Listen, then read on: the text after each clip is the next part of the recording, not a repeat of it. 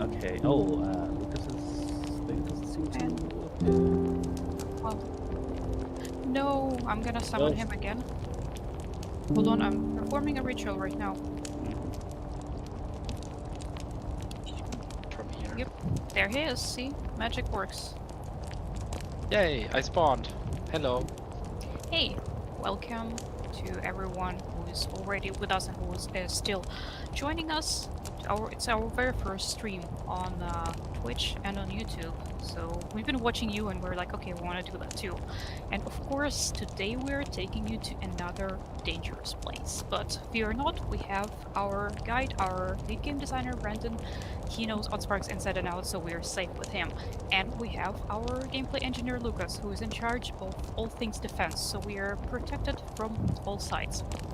We also have kind of a mystery person that you can hear in the game, and you can talk to them in the chat, but you can't see them. But you already know them if you're in our Discord. Our audio designer, Ollie, is hanging out with you in the chat, so feel free to ask all the questions. Okay, I'm gonna. He said the audio is too loud, Yeah, so so speaking of audio, okay. How does it sound now? how does it sound? Game sound too high and voices too light. Hopefully, just by changing the game sound, that we can. It's already a lot better. Okay. Yeah, let us know. Okay, better. Sounds good. Then, if folks can hear us and they're happy that it's good enough, that it's good in general, and we can start, then I guess we can. Yeah, already talk about it. Yeah, so I think we can head out. So we're now in the place that you probably know. Is it possible to take a train to the new location there? Well, I guess so. First of all, like, hi, I'm Brennan, and we're gonna, and yeah, like, this is the new game and the 1.0 of Oddsparks that we're gonna show you, and we're gonna show you the base defense. So obviously we have like our village, and then kind of like where does the new stuff spawn? It is like in this little area that is in the middle on the gray area that you aren't allowed to kind of walk around in. And it's right next to the hot and cold biome, so you can very easily uh, go to the new biome, the corrupted ruins from the hot and cold biome, or just from the thing.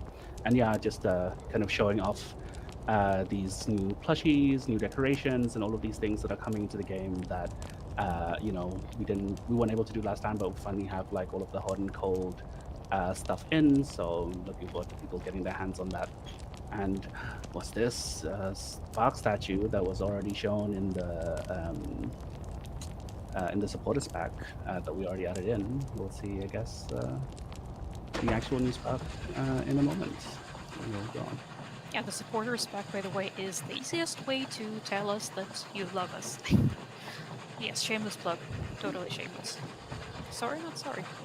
So yeah, as we go into the new biome, it looks very different, or like it's kind of this, it's called corrupted ruins for a reason. It's, as you can see, it's very wet, it's rainy. There's these, oops, there's these unusual looking kind of stone columns. There's a lot of ruins in the place, and what we have is also, and we come here to build stuff, and we can talk about, I guess, what's inside. Obviously, you can go and build his like a little sneak peek at what we'll talk about later. And there's also some new friends over here. Yeah, I guess what should we talk about first as we land onto the place? Yeah, so like now that we're already here, what's the cool part about being here? Like, why would one want to come here, despite in addition to the fact that it's just pretty and interesting? Yeah, I guess a part of it is obviously this is the next part of the it's just the next part of the game. The now that you kind of have everything, you've completed tier 9. Now you get to your final game, tier 10, and in here you basically see kind of, we try to kind of put in all of these ideas that we've seeded all the way in the beginning about like who created the sparks, who left all of this stuff here, and all these sort of things. But yeah, and you explore this kind of potentially very dangerous area because yeah, you're sort of told to because you need to kind of go in front and yeah, see these things. Speaking of these things, I don't think that is grape jelly, even though they look delicious, kind of. Should one watch out for those? Yes, these are our new enemies. They're this, or one of the new enemies. These just slimes, and yeah, we can already talk about, I guess, space defense, and kind of as the concept that's kind of a big part of the new biome. So yeah, basically that's the biggest new part here, that we added base defense. Like in the previous biomes, we also had enemies, we also had combat, but now these guys would also attack your base, the buildings you place in that biome. Yeah, So you have to protect it against these spawning enemy waves that come out of this jelly, and yeah, would can actually attack the show base. an example of what it looks like. Yeah, so this is these are some pre-slimed kind of buildings, and basically when they're slimed, you cannot open them, you cannot move them, you also cannot delete them. So we try to edit tool, you can't delete them. You have to basically remove the slime first, and also, but however, you don't actually. Or what's important, I guess, is this is meant to be in general a game that's obviously nicer. They don't completely destroy your base. As you can see, your sparks are here. They're safe. They're in the buildings and they're safe. They're on the paths and they're safe. They just can't move on the in the corrupted area. So you can kind of you don't have to rebuild. You can in fact clean with our new spark that will show off. I guess this is the scrubby spark. They don't have legs, so they just walk around like this. Um, and when you throw them in different things, they just start cleaning stuff for you. And now that it's clean, then you can open it again and you can grab everything that you need, or yeah, the sparks will then start walking. Even the progress of the recipe that was currently crafted is just paused at that state. Yeah. So you don't lose progress, you just have to clean your base once it got fully corrupted. It sounds like with the room as well. You don't lose your progress, you just need to clean it at some point. That's true. We could use those sparks. I think all of us could use those sparks in real life, but sadly we have not figured out how to make them materialize yet. I guess maybe then we want to talk about just in general the thing first, where we have yeah, just sort of base defense. So we have these spawners, these rough touch ruins all over the map. We can actually take a quick look. So we have one that's next to us, and there's kind of all around this new biome, and basically they yeah. So We have this if new hostility overlay. Do we talk about it? so yeah, if you just press it, we can see some numbers that appear, and basically they indicate how hostile is this area.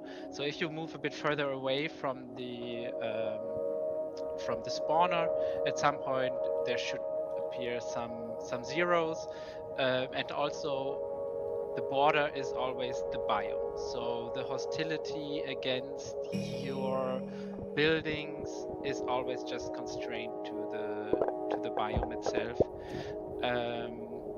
And yeah, so if you now just place a building maybe next to the spawner, we may be able to see. We already see actually them being attacked. We can go back to the place that we cleaned up because they were in a part of the thing, as you can see. Yeah. And here we see. Also, you see in the hostility overlay, once your buildings are kind of in a hostile area, they get this little red tint, and when they are safe, they are indicated in a green color. So they are now in have a hostility index of 2 at that location, and that one would be safe. They would not attack that building. And once they finished with their destruction, they would just retreat to their spawner and despawn until they can detect another building. Yeah, so basically, Basically, these spawners have kind of a timer on themselves. So every 2 to 3 minutes, they would check, is there something in range that I can attack? And then they would spawn an enemy wave and send it towards that target. Yeah. I think what's kind of important is, yeah, so we have this new hostility overlay, and that is how you try to this. So how you really see, like, okay, where can I build that is safe, right? So it is always, if you want something like, hey, I want to make sure that all of this stuff doesn't get attacked, or you want to only have to take care of as little as possible, then you take it out of the biome, or you just sort of see are careful to build where it doesn't attract the enemy, but obviously attract the slimes, and then yeah, but if you see, at some point you do want them, you do need them, they drop a resource that only they drop, which are these. I mean, they drop this corrupted ether, which is really important for later things. I guess we'll talk about them later. So yeah, you need to kind of like, okay, what do I want to kind of have in this biome for convenience? What do I want to have outside? We're also very nice, so we make the train poles not something that will be attacked. So you do not like, you don't you can always put down trains and you don't have to worry about the trains themselves being attacked by the slimes. Yeah, before we head out to more dangerous places, I don't know, maybe we'll get eaten. We'll get eaten before that. So, how did we actually come up with the idea of adding base defense? In the beginning, I was telling everyone when they were asking, like, is something gonna wreck my base? No, no, no, there is nothing. But now, how did this appear? Yeah, we always kind of did want it, and I guess Lucas can definitely talk about how we like how technically everything was kind of ready, and why we chose a lot of our architecture was also because of something like this, to be prepared for this sort of thing. But basically, because we have combat, and we automate in the game, at some point you have to automate combat, and here is the bit of the game where we wanted you to need to automate your combat. But it's just, we want to make sure that it's not like such a big part, like in sort of Factorio or in other games where, you have to start automating your defense right from the beginning. We want to kind of like, okay, give you as like the last challenge, and basically like as something that's more, yeah, like self-contained rather than something that happens throughout the whole game. Yeah, speaking of being attacked right away, can confirm that happened to me in Factorio like not so long ago, just a few days ago. Here comes a provocative question to both everyone in the stream and everybody in the chat. Who is nastier, our grape jelly blobs or the biters in Factorio? Yeah, definitely the biters. Definitely the fighters. Yeah, our enemies are kind of peaceful. Once they destroyed what's in their way, they just retreat, and the buildings are kept. The recipe selection is kept. The minions on the path, or the sparks on the paths, are just paused. You can clean it at any time, while the biters, they just destroy everything, and you have to rebuild, and they are definitely nastier. And you can also not eat them. Yeah, I think that the one sort of maybe like small fact that's kind of fun and interesting is what happens is when a building gets corrupted by these slimes, they basically now they can walk through the buildings. That's why they're entirely of that sort of that purple, and then basically they can pass through anything. So that's why when we have even though we have new defense section, we have all of these tools, including a defensive wall. Basically the slimes will be able to get through it because they just because it will stop them, and then they'll attack and to kind of be able to make their way. And instead of destroying it, they just turn it and cover it in slime so they can pass through. And why, by the way, why do they look like that? They're not a hybrid of like two classes of animals like before? This is very new. I mean, that's kind of lore, but basically the core thing is that these slimes are not of this world. These are like all of the creatures that are in kind of Oddsparks so far has been kind of quote unquote regular animals, and it's just this time these little slimes and more are not something that are something kind of more, I guess, nefarious or more different. So yes, that's why we went with just something that is very, very different from all of our other enemies. Well, out of this world slime, now I take my words back. I would not like to eat it just to be safe, especially that it is quite unfriendly. Let's put it that way. With again with adding some defense stuff into an otherwise kind of peaceful game, what was the biggest challenge? What was not so straightforward when you were merging those two things? Yeah, I mean, difficult was like to come up with all those ideas in the first place, right? To have base defense gameplay, but since we are still more on a cozier than a punishing side of things, to have this kind of loop where it's not too punishing, where your base is not completely destroyed, where you can always have the option to, yeah, well, I let them raid my base for now. I've figure out I work on something else and come back later. But what you build is still there. Um, to have this kind of um, yeah ideas to make combat not too punishing, but still punishing enough so it keeps you motivated to engage in fighting. And Yeah, I think I have always found it very kind of laborious to rebuild stuff in Factorio, and then it's just this way. At least you can we have enough space that you could just kind of like, oh, you know what, I'm just going to ignore this bit and go to another corner of the map to sort of take care of it. But at least you can always, when you have like stuff built up again, you can come back, recover everything that you've spent, and nothing is kind of wasted. That's kind of the idea. you can, in theory, pause a spawner. I don't know if we want to show that right Yeah, now, we can. but in theory, you can always just pause a spawner, kind of, with the tools we also had before. We Yeah. have this animal scarer, which prevents enemies um, from spawning in a certain area. And with that animal scarer, you could also stop uh, an enemy wave spawner from Yeah, producing we waves. can talk a little bit about maybe just base defense in general, what we have and all of the tools and how we upgraded them.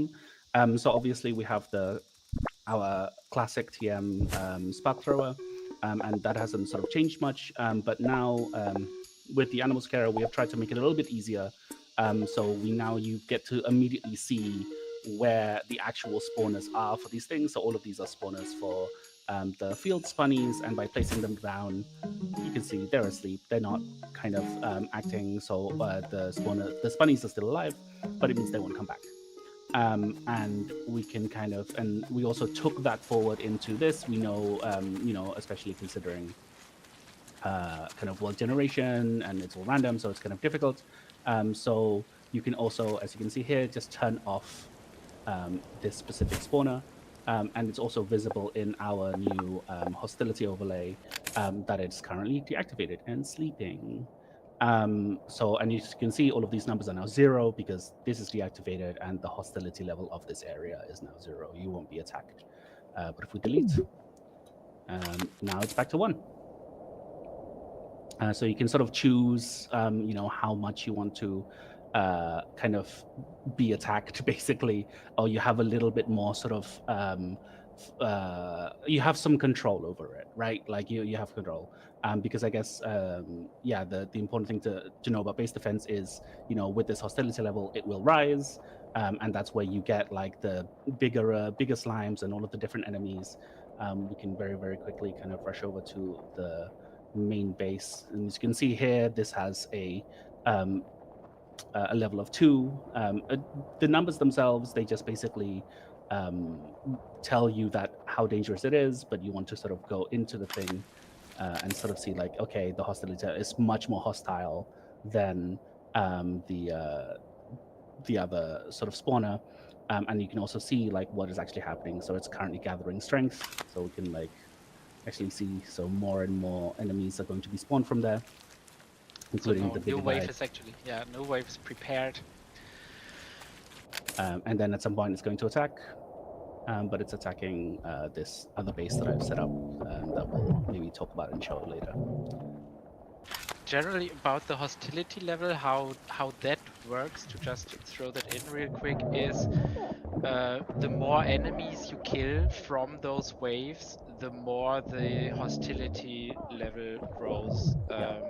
So in the beginning, you only have to kill, I don't know, 3 to 5 enemies, and it would go up 1 level. Later, the gaps become bigger and bigger, and upgrading the hostility level of a spawner takes a bit more time. And since we also didn't want to make the game too punishing, again, on the other hand, once a wave has returned successfully, so they, like, imagine they destroyed everything on their way, and then they retreat to their spawner location, then each time the hostility level would just halve. So over time, the hostility would also go down if you stop defending your base. So at some point, the waves would get weaker and weaker, and you could clean your base. And Yeah. And we have a first question that's very, very fitting. So, what determines which direction they head to attack? so the spawners, they have a range. I don't know the exact values right now by memory, but I think it's like 1,500 units in game, so like 15 tiles or maybe 30 tiles. I don't know exactly. And they have kind of a prioritization. So if there is some building called an attractor, which we also have as part of our tools, they would choose this as their high prio target and would go for this first before they attack something else. Otherwise, it's just the closest thing in that range, and that would determine the attack direction. Yeah. And yeah, there's a question that the stations are affected. So you also then won't be able to kind of open them. The trains will not be able to move past and those sort of things. So I would suggest putting your trains elsewhere, or the stations, in a safer place, or at least making sure that you defend them properly. The security of train stations is relevant everywhere. Yes, because speaking of places like train stations and the items and the buildings, just to make sure, the good old spark thrower that we probably all know, spoiler, you can also use it to make funny noises machines. I didn't say this. So that and the cannon, what is the main difference? Yeah, so I guess we have the spark thrower, which is kind of the same. It just throws sparks in, like, just constantly, and they act as if you have them. And the idea is that obviously, like, that functions well for the beginning, but not for sort of more kind of complex things. So what we have is now we have the spark cannon, and it has this range, as you can see, the circle. And that's basically the range of its attack. If we place it down, it has different targeting modes, so you can target enemies, harvestables, corruption, and items. And basically now you can, so if I just put in items and sparks, so it's not firing anything because hasn't found any targets. But if I just drop some stone, then it's gonna rotate around and then fire off some sparks. So now you basically, like, the spark cannon is smarter in general. The sparks act exactly the same. They act as if you have thrown it onto this location. So if there's any sort of sometimes weird things happening, it's usually just because that is what the spark would do if you throw them in that location. But at least, it will only target then, like, the corruption or the harvestables. And if it targets harvestables, then obviously it'll just rotate until it finds the nearest thing. And then, you can use it to then always make sure that an area is clean, or get something that picks up everything that drops. And using this single tower in combination with, like, the different targeting modes and maybe the different sparks, you can basically do a lot with just this stuff, with just this one new building. Speaking of doing a lot, I can totally picture that plus logic. That's probably a killer combo. Lucas, do you have any insights on that? Yeah, my favorite combination is to attach this to a new sensor that we added with this update. We now have an advanced sensor. We had the motion sensor before, which is kind of the surveillance camera-like thing that has a cone shape and would show you, like would send a logic signal once something is moving in this shape. So now you run through it, and then you see this little light turns on, so it sends a little signal, logic signal. But what we now added is a sensor that can also detect a bit more, which is this, and you have several settings. You can also set it to different modes. You can make it detect enemies, you can make it detect corrupted things. You can assign an angle, you can assign a length, so Yeah. you can have a bit more flexibility what you want to observe with that tool. We did also add the changing the sensor angle and the sensor length to the motion sensor, so that in general it's a bit more useful. The for like configurable angle and length for the motion sensor, and obviously since it's very useful, we also brought it up to the enemy sensor, so that you can kind of make it small or big, and we also it even has a filter, so that it only kind of sends a signal if it has seen a specific enemy. So you can see here there is a plushie filter, and you can put your plushies into the enemy sensor, and it sends the signal if any enemy can be thought to be a plushie is inside of the observed area. So yeah, like we can actually. I'm going to, because I don't have any plushies. So I'm going to quickly go into the world settings and enable the item.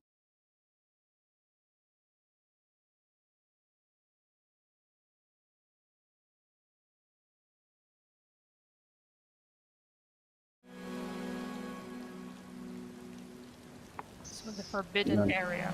No, yeah, it's not secret. We have that. This is the new in world settings. We now have this item. You can enable this item cheat menu, so that you can basically cheat yourself any item that you want in the game if you're just trying to basically play, like creatively, essentially. But yeah, so let's grab a slime plushie. Oh, actually, since they're attacking, maybe I'll grab a big slime plushie so we can actually see it working. That's a good idea. So yeah, okay, let's see if I can do it fast enough. Here we go, and then we put big slime plushie on. So it immediately got slimed. Nice. That's how the game works when you try to show things very quickly. But yeah, so then it should only basically trigger if it sees the big slime, and otherwise it does not send the signal. And then if you then, like, that's what they can be used for, they can then be attached, connected to a throw tower that, for example, a throw tower is only throwing if there is an actual enemy in range. Yeah. And then you can have a second or third throw tower right next to it, which then throws sponge sparks on corrupted things only if there are no enemies in range. Yeah. And then another tower could throw sparks only if and collect items on the ground, also only if there are no enemies in range.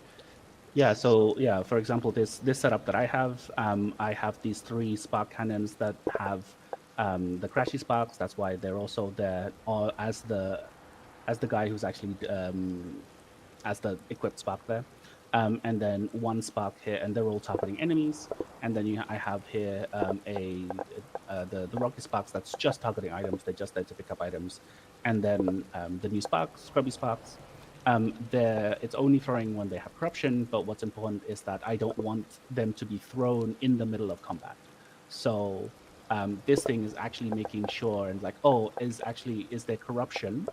So like, is there any enemies? And if there are enemies, then it's like, oh, please don't throw anything. But if there are no enemies, and then the spark cannon is like, cool, there's no enemies. I'll take a look around. Is there corruption? There is. Then I'll throw the scrubby sparks. So you can kind of do a lot with kind of logic and base defense to make sure that you're not wasting basically sparks if you don't want to, and those sort of things. And yeah, that they're all sorted out. I think one really fun thing actually that we added that is super fun, super interesting. Let me see if no, let's just go through. One really fun functionality of the spark cannon in general with logic. So if we attach logic wire and then a lever, and we just put enemies. Okay, so if we start throwing them, and then if now it is turning on, like it has a signal, that's why it's attacking. But if it stops having a signal, it actually calls the spark back. So there is, with the spark cannon, there is an actual recall function. So that when the spark cannon, so when there is something that like, oh no, I don't want my sparks to be, I need to recall my sparks immediately. So for example, maybe it's because like, oh, suddenly there's enemies and I really don't want my scrubby sparks to die more than they need to. You can use then this logic function to just immediately start pulling them back. Same, and maybe for example, if you're fighting or trying to farm the squillican and all these sort of things. But yeah, I think it at least tries to pull them back. They should, you'll have to test it out. I haven't actually really, I don't remember how they work with the poison sparks, but I think they do. It is like they are being recalled at that moment, and then it depends obviously because they might be in it is basically the tower whistling for them to come back. But it might be that they get caught by the miasma while they're being called back, and it would function exactly the same, right? So that's the only thing that you still have to be careful. It's not it doesn't solve everything, but you can at least then actually whistle them back or have the tower whistle them back. It's basically like you would call them back from combat or something. Like... Yeah, so it's still like, yeah, there is some level of work safety for the sparks, but you still have to watch them. You still have to be careful there. Now you already showed some of the logic, how that works, but what about the overall automation? And still we have an automation adventure. How does base defense tie into the automation idea? Yeah. So obviously they, all of these towers, the cannons, they any gathered items, they come back. And yeah, these lines and these enemies, you can see kind of that they drop this new item called Corrupted Ether. And this is something that's really important that you need sort of use to continue. But basically, we now have a few new buildings, including these fun weird-shaped ones, which is going to be fun to deal with. Where you can then use the corrupted ether to get gray ether and cleansing fragments, and cleansing fragments are kind of used for other things that we'll show you in a moment. And it's also useful, for example, like something that we I think people are already kind of asked a little bit about, but we didn't sort of explicitly answer, is like the scrubby sparks. Do they get used up? What happens to them? Like the buffies, do they kind of lose the corruption?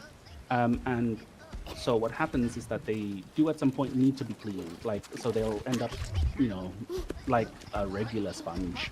At some point they will become too dirty, and you can kind of like see it on the spark itself. And then what happens is they'll basically kind of die, and these are like, look at this guy. For example, oh no, he died because he was attacked. Right. But basically, it's at some point. Oh yeah, is that? Yes, perfect. They will become a token, and then the token itself can be picked up. Here we go, a corrupted spark token, and then you can use that and bring it to the etheric collider to also clean them again. So hopefully you can get more scrubbies, and you don't just have to make more and more scrubbies, but like can reuse some, reduce, reuse, recycle. And kind of get them back out there and clean everything again. Yeah, so now that you also showed some how it ties into automation, also logic, and how about a sandwich of the logic of temperature overlay and maybe the hostility thing? Can that work together? So yeah, I think the base defense itself, so like the core thing, doesn't have anything much to do with the temperature overlay, but of course the new buildings themselves do. So in a base in general, you will have, or like in the new thing, you are expected to kind of juggle all three as much as you want. It is primarily to deal with, the base defense here is the important one in the new biome. But obviously, all of these buildings and all of these new recipes, they have optimal temperatures. You can use logic to make sure that things are being set up properly. That's what I kind of did in the small one here, where some are given out to this etheric glider that is trying to clean the sparks, and some is looping back because this particular recipe you need to loop back just like you've done with a lot of the um, botany sort of recipes where you put in some cleansing fragments and you get more cleansing fragments. So then you kind of need to manage those loops and need to manage all of those things, and you can tackle it however you want. Maybe with temperature, maybe with logic, or without logic. It's up to you. So probably as many people, as many there are play styles or like Yeah. options. So pretty much endless. Speaking of options, since both of you have one thing, maybe not just one thing in common, but you played a lot, or if not the entire thing, what would be your piece of advice, your favorite strategy on defending your stuff?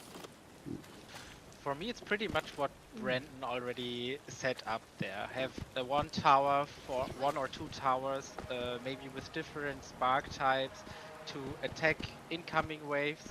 My personal favorite is this fireball spark, and then have two towers, like one for cleaning, one for picking up things, connected to logic, so those two only fire if there are no enemies inside, and then automatically get that stuff transported, like the output from the towers, and put it into my general factory, get items sorted there and processed further. Yeah, I like using crashies rather than the obviously you have the hot cold spark, the burning spark, and the freezing spark, and they're great because they do AOE damage, and there's certainly a lot of these guys around. But I happen to just really like the crashy spark because of the initial AOE damage when you throw them. So that's kind of how I like to set things up. I think the only thing that is important is obviously like you kind of need the the items from the slimes. So there is kind of a question: is like, do you want to do base defense, or do you where they attack you, or do you want to do base offense where you place all of your sort of stuff really close? And I think the only thing to note is that as like the way that the hostility level raises up, and that they attack you and so on and so forth, and separate from it creating the swarm, um, and kind of attacking your base, it will always have some slimes there just to defend itself, and these kind of respawn pretty quickly. So base offense means that if you're basically sort of putting like a spark cannon right, also you can't build on corruption, so that's kind of something you have to figure out. But yeah, if you sort of build a spark cannon here where it will always be able to attack, you might find that you'll get run over really, really quickly. So I like doing actual base defense and giving yourself some space, giving yourself some time. Or you can always just drop an animal scarer, turn things off for a moment, set things up, and then kind of when you're ready, start the combat and then kind of get the stuff sorted out. Is there a way to to lure these things into a trap or something in that direction? Yeah, I mean, with the etheric attractors, and you can get them to focus on like attack a specific area first, so you can also without using the animal scarer kind of, hey, you should attack this area, and then as long as the etheric attractor does stay um, uncorrupted, then it's totally fine, and they'll continue attacking that thing first and foremost before anything else. So then that gives you some time and space to then build the rest of your stuff. You don't have to worry about them starting to attack here because you have the etheric attractor. What happens if you play in multiplayer and you place the etheric attractor next to your friend? It will still mostly go for the etheric attractor. It's not just. Oh, okay, so the mean strategy didn't work. Okay. No, I mean, if you go close enough to them, of course they will. They might start. Oh, you know what? I bet you it's because of thing. They do start attacking you and your sparks. I think they currently have, because this is a debug version of the game. Yeah, I forgot to turn off the targeting for myself because I was using that when I was building stuff. But yeah, so as you wander around, you also don't want to be too close to these guys, or else they will attack you. Yeah, they look kind of soft, but they are, I guess, more hardcore than they appear from the first glance. So now that we know that you can get something out of those guys, there are also ways to defend your stuff to prevent them from stopping your production. Now, what comes next? Okay, you already figured out how to defeat them, you built some stuff, you got the resources from them, and then what? Yeah, so give me one moment. I'm having some fun troubles. I'm having a fun bug where I'm stuck in a mode at the moment. I think because I'm kind of going back up. Do we want to? Genuinely might need to restart something. Let me see. Yeah. Okay, give me a moment as I give us a moment as I kind of close the meeting and restart.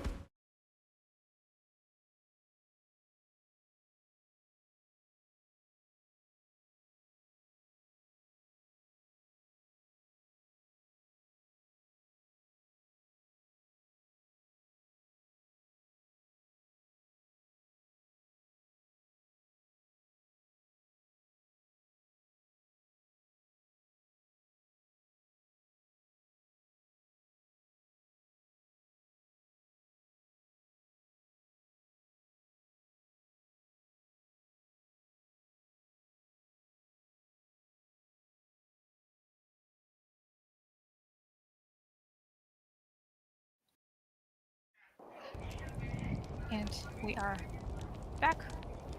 Classic video game. Classic trying to show players things in the middle of stuff. At least I can just very quickly already set up a waypoint.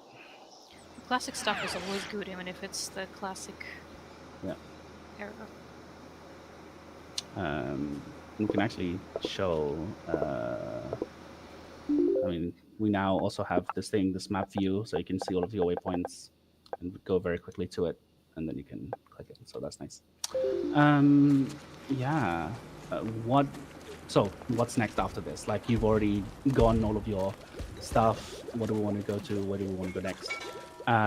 So if we actually, yeah, that was the thing where I set this up. We can go to the village.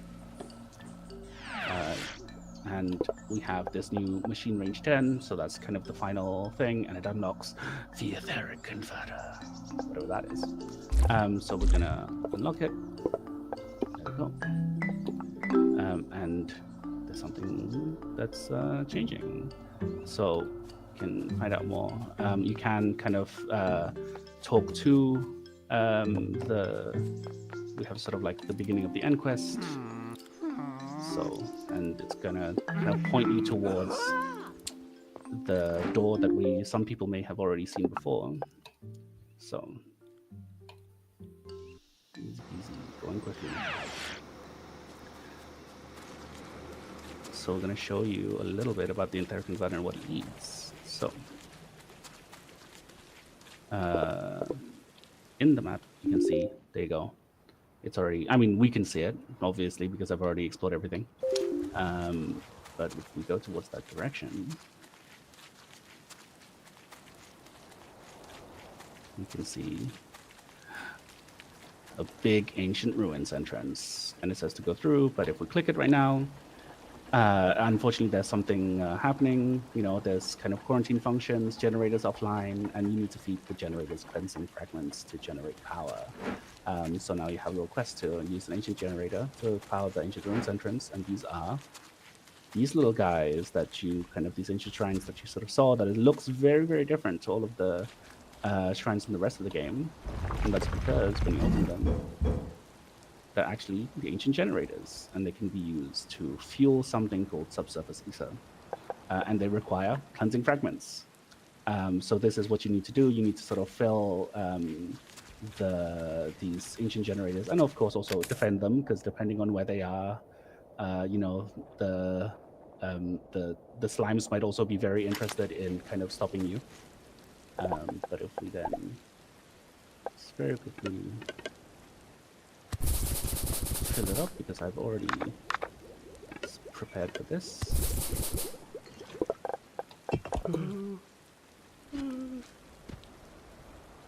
No way.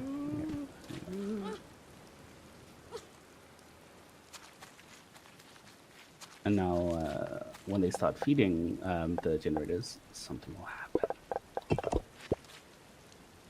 We can basically now open the door and go through and see what's in there. We're not going to spoil too much, but this, and as you can see, there's also different settings, so you can make as many as few as possible. You don't actually need to theoretically, once you have fed it once, the door is open and you can go through, and you can kind of go inside and into this area with the etheric converter, with all of these sort of new things. We won't sort of spoil much more, but I think the important thing to note is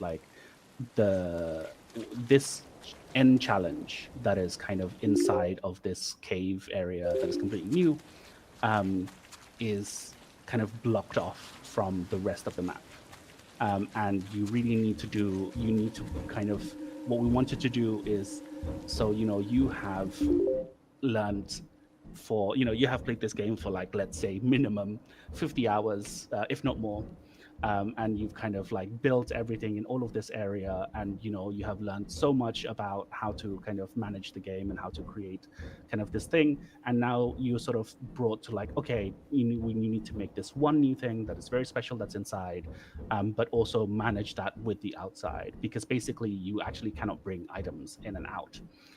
So with the ancient generators, you need to make sure that you're feeding them, and then inside. And so basically everything that you've kind of been building is now going to lead to doing the base defense, feeding the ancient generators, so that you can do the final kind of automation challenge, and finish the game. Yeah, that's kind of the big part of it. So it looks like we made everyone's life more fun, but also kind of harder. But I saw some tools that will make everyone's life hopefully a bit easier. And cherry on top, this is something that we have been asked about, and that we have been talking that it would be cool to have, but people want it, but we want it, and eventually we have that. Yeah, if you would go to the main menu, maybe we start from there and then. What do you want to show off? I mean, we can already show it here, right? We have our world settings that we've already kind of shown, or hinted at in general.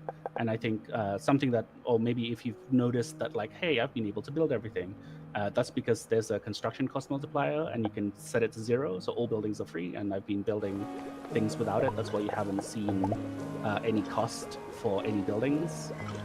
So you can just do creative mode and do all of these things. And there's even more world settings that you can do, when you start a new game, including kind of, starting things earlier.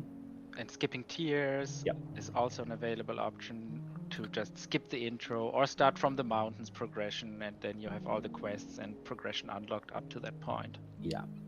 But something that's cool is obviously it's right here. It's enable terraforming tool, and you might notice that if something is has this little exclamation mark, it disables the achievements. It is not available. This little enable terraform tool does not have that little exclamation mark, so it will not disable achievements. Since a lot of people kind of came back to like, oh, I would like to use this from time to time. But yeah, we now have the Terraform tool, and you can't use it on anything that is currently being built. But if something is kind of in your way, you can just remove it. Let's actually turn off put the construction cost multiplier back to normal so you can see the costs, because it costs just some stone to then like kind of remove kind of make or just add and make things kind of bigger or smaller. You can't build them yourself though, or on enemies, but yeah, you can then, you can be silly with it. So you can't dig yourself into the ground. No. So if you're ashamed, you can't fall through the ground, no matter how much you want it. Well, it depends. You can definitely do a lot with the Terraform tool.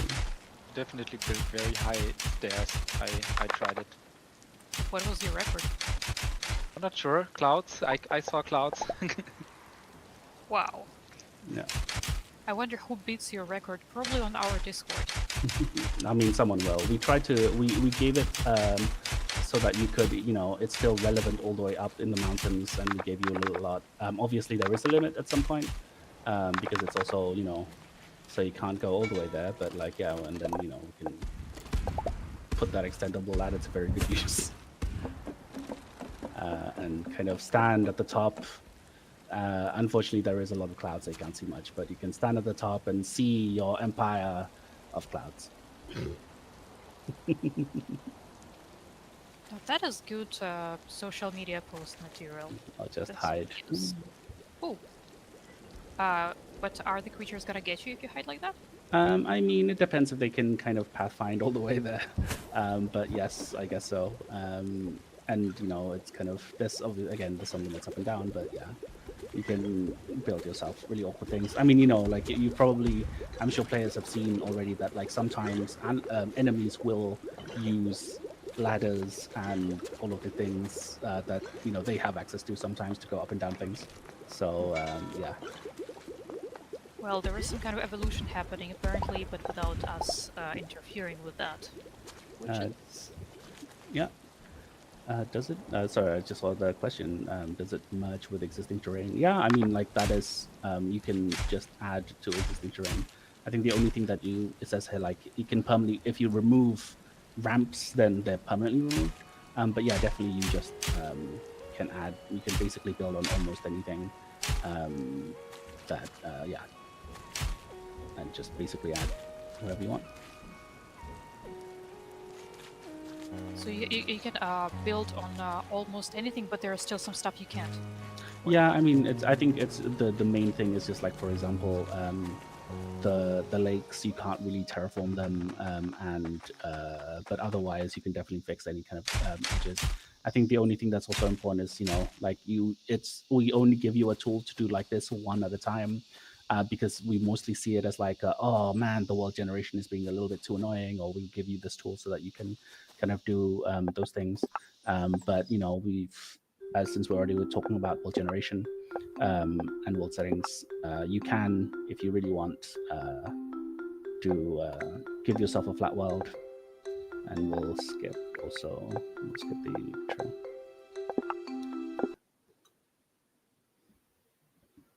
I mean, yeah, of course, someone is going to sculpt the map tile by tile. It's not stopping them, but I'm just telling you that it's a bad idea, and it's up to you to do it. But yeah, so now this world is completely flat, and you can use any number of seeds with the flat world.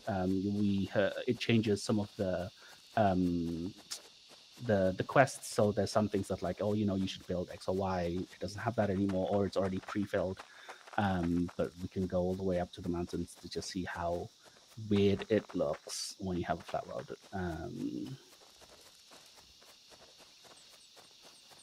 So it looks like a very good basis for really big bases. Yeah, I mean, if you want to kind of explore or like, build something really, really, really big, then you probably want a flat world. And you'll probably need to train around that. Yeah. Should we be able to build lakes? No, you won't be able to. It's mostly that the whole water stuff with the lakes will not be something that you can terraform with. That's what we mean. You can't make it deeper. You can't kind of change things. But yeah, why is flat so weird? I mean, it's not the way that the game is supposed to really look like. That's why it's weird. It looks. What do you mean the flat? Of course, it looks really really weird. But I mean, we know that people will, especially if you're doing creatives, if you want to do like creative mode, essentially, right? This is very helpful to test out, or like if you want to build something huge with logic, you can kind of do all these things. Yeah, so it's all there for you. Yeah, we can, and yeah, that's kind of stuff with like world settings. You can kind of make the game easier for yourself or harder, so you can make the enemy drop more loot, or the construction costs, you know, quadruple, essentially the delivery quest quadruple. Make production speed lower for yourself or faster. Or the fuel burn rate means that, like now the fuel, everything burns twice as fast to make it kind of a hell world for you if you really want. We have some settings, so we have like hard mode where we've kind of like, okay, you have a fewer infinite resources, things respawn slower, fuel burns faster, you have to do double. And there's also like combat stuff, so the enemy spawn rate, whether they're aggressive, default, or peaceful. And also like the combat difficulty as well, where it just sort of changes usually the movement and ability speeds, and sort of the health. Yeah, or you can make it sort of much easier for yourself, or yeah, just cheat yourself whatever you want. Give yourself everything so that you can have a fun sandbox to play around with.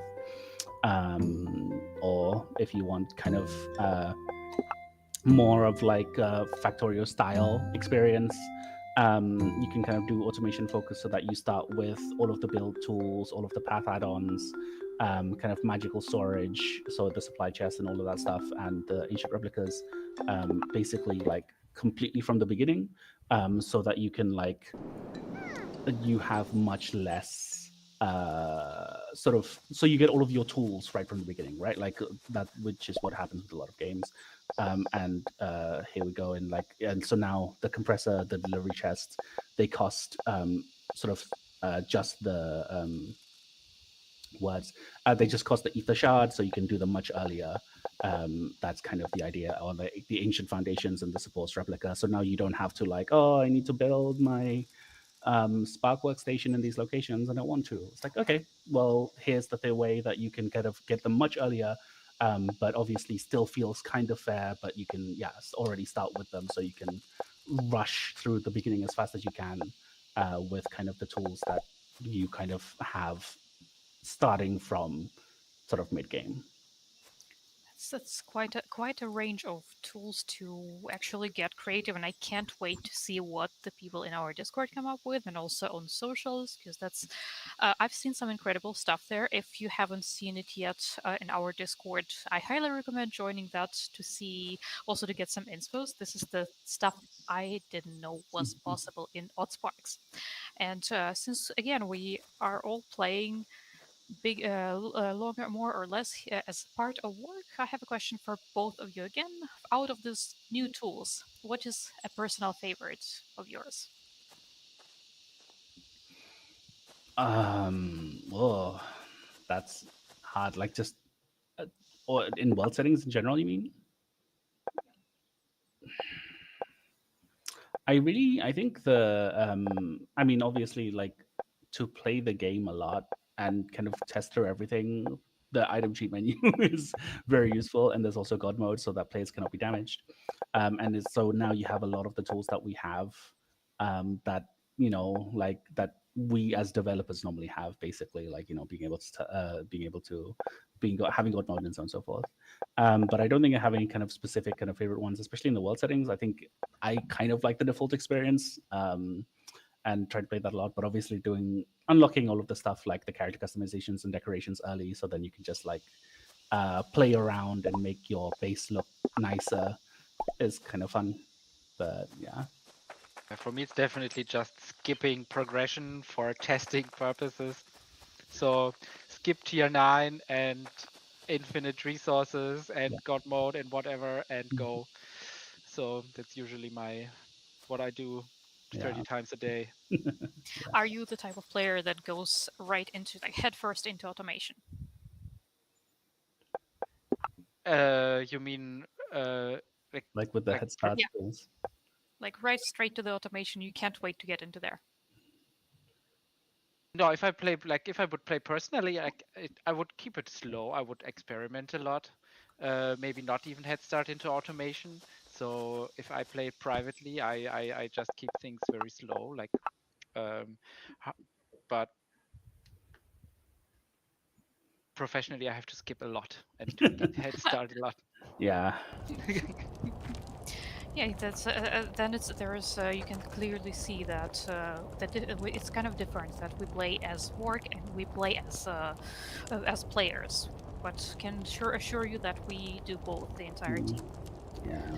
And we have some another question. Actually, it's already time for questions. So if you have something awkward, something that you've been shy to ask, or something that you always wanted to know and it feel like it's time, go ahead and shoot it in the chat, and we'll go through that. So our first question is, what's next? Are there any plans for anything after 1.0? Yeah, I mean, I don't know how much we can say because I mean, a lot of it is right now we're kind of trying to fix and stuff. I guess the only thing that without saying too much, please look forward to more announcements very, very soon. But regarding things like regarding 1.0, what's going to be in it, and all these sort of, and also what's after 1.0. We are looking into like smaller stuff that we can add, but we'll kind of have to see. It's also the case that we've been in development for a while, and we kind of need to see what makes financial sense. So yeah, we tried to leave Oddsparks in a place where we would be happy if we didn't get the chance to work on it more again. But with luck, we can continue maybe working on it a little bit more, putting more small stuff out, and see what happens next. And yeah, where we go. I mean, we definitely have some ideas that were cut because of time and of scope and all these sort of things. But yeah, we'll have to see what thing comes next. Yeah, if you want to catch all the beans that we spill, Discord is the right place for that. On top of that, there is the Friday Snack channel where we share what we're working on, sometimes in video form, sometimes in image form, sometimes it's snagged from the meeting and then run before somebody catches you. So that's where you can be probably the first one to find out the news, because that's where we talk about stuff right when we find it out once we know that. And we have a question about having the art of the loading screens, any chance of them as desktop wallpapers. I like that idea. I think I'm gonna talk to the art team and give you an answer very soon on Discord. Yeah, is there any other questions? I'm kind of trying to scroll through and all these sort of things. But I guess Nolly has always been also sort of answering questions from both YouTube and Twitch as well. So there's nothing kind of major. I think we've kind of shown everything that we wanted to do with kind of like the base defense, the new biome. We're gonna keep this stuff a little bit more secret for now, but we're looking forward to seeing how people tackle this challenge and kind of solve it and get to 1.0. And yeah, we look forward to your spaghetti based messes and all these sort of things. Oh, that's a yes. If you want, that's a good question too. Quick question. Will 1.0 have mountain copper decorations? We already have. So his, I obviously you need to unlock the decorations in the village, but I specifically in this save have unlocked all of the 2 new set of decorations that we added in the game, which are the stone set, which you actually already saw a little bit in the cold area there. It has a little gazebo. And the ancient decoration set, where so you can kind of build things looking more like how they used to, or maybe you want to kind of put lots of pillars around in the biome to make your sort of entrance to the cave and to sort of to the final automation challenge a bit more fancy. There's even like a fun ancient lantern that looks very ancient. I want that in my living room. I wonder what's up with that, huh? Yeah, there's we've basically managed to like add all of the stuff that we wanted to regarding like decorations and customization. We also I guess we can go to the character editor. There's a bunch of new decorations. I'm trying to see if they're unlocked or not. No, we had those cargo pants. I think there's I think some of these quests. I mean, we've also changed a bunch of like we've reviewed them, figured out like okay, where should they be unlocked, when can they be unlocked, and all these sort of things. So if you had something that you did like previously, we definitely didn't get rid of it, but we might have changed it into a new area, or like unlocked it a different way. So you might need to sort of find it again. But everything is still there. And we also changed like the color so that since we had some people who had some strong feelings and it was very fair. So you can now change the color, and then if kind of go with kind of big numbers with the slider, and then with little numbers with these little arrows, so that you can kind of go through things a little bit easier. Yeah. Then you can totally have the look that you want. If you don't feel like dressing up on a certain day, you can just open Oddsparks and dress up there. This is kind of something I do more often than I want to admit. And we have another question: would there ever be tunnels and bridges so sparks can go under and we can go over them without going around some places? Unfortunately, that's a really big that's a big technical problem that's unfortunately way more work than you would think. Basically, a big kind of thing about the game, which is also why Flat World works sort of kind of already, is because theoretically everything, each tile only has like one height, and it can only then occupy that one level. So making something like tunnels and bridges is way more complex. At least like if it's like proper tunnels and all these sort of things, we were definitely considering them when we kind of like mountains with tunnels, that would be cool. But then that's why, for example, or like bridges over the mountains. But then that's why we actually ended up using like cannons, and you have the coral sort of cannons, right, in general, throwing you from place to place, which we think is actually also like visually way more fun. But it also happens to be the case that it is because of the technical limitation. So yeah, that's unfortunately something that's just not going to happen anytime soon, or rather it's just going to take a lot more work, unfortunately. Somebody's mentioning custom spark voices. I assume that was inspired by the videos that we shared. If you haven't seen the videos, go to our TikTok. You're not going to be disappointed. But modding is coming up, so honestly, I'm excited to see what people come up with. Primarily shout out to Astragramsan, who has been kind of like going through, I guess, their personal like list of desires that they wanted from the game and started modding, and also has helped, and also the other people who have sort of helped us by reading the documentation, figuring out like what's missing. We hopefully then, like with all of the mod support, players can also just make the game kind of how they want. Now that all of the story is in, all of the game is in, we have the final version. We're more than happy to let everyone just like have fun, do whatever you want. You want to make this like more like Factorio, you want to make it like feel free. You want to make it like add way more logic that is completely unnecessary, even though I think already the amount of logic that I added in this game, because I'm the one who made it is like a little bit too much already. But I know you want to go crazier, please do it. All of these things, or if you want to make it simpler, you want to add your own kind of customizations, do all of these things. Hopefully all of the stuff is set up so that you can we can leave the game to you, the community, whatever happens, and you can kind of just like really enjoy the game as yours. I think that's kind of the thing. Now that kind of we're done, we'll see what we can do next. But you guys can enjoy and play with it as much as you can.